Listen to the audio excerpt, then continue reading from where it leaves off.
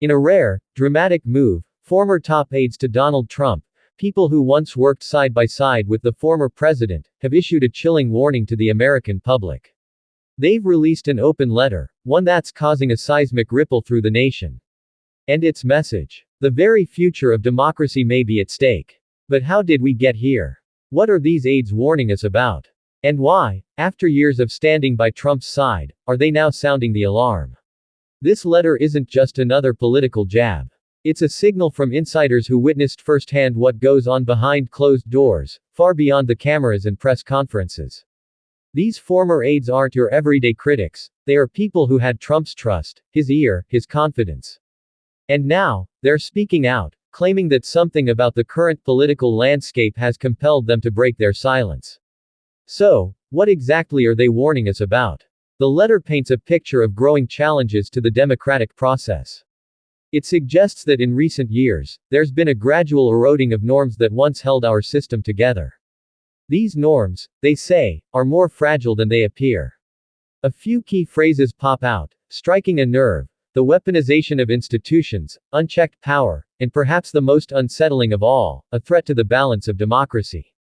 But before we dive deeper into their accusations, let's take a step back.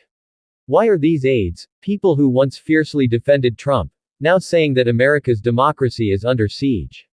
Were they silent enablers, or is there something more complex happening here? Some critics argue that this letter is nothing more than a ploy, perhaps a desperate attempt to rebrand themselves in an era when Trump remains divisive.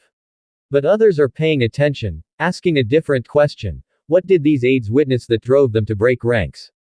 What was it that finally crossed the line? The letter contains no direct accusations, no smoking gun. Instead, it's a puzzle, pieces scattered throughout sentences designed to make us think, to wonder, to worry. It doesn't accuse any one person or party outright. Instead, it speaks in broader terms, almost as if these former aides are calling upon us, the public, to piece together the clues. What are they afraid of? And, even more unsettling, are we at a point where democracy itself is truly in danger? The letter ends with a chilling call to action, a reminder that democracy isn't self-sustaining. It requires vigilance, debate, and above all, participation. And perhaps, that's the real warning they're giving us. If we continue on this path, if we ignore the signs, democracy could weaken right before our eyes. It leaves us with questions, and that's exactly what these former aides wanted. They didn't provide answers. They provided a warning, one that challenges us to consider the cost of inaction, to question those in power, and to remember that democracy isn't something to take for granted.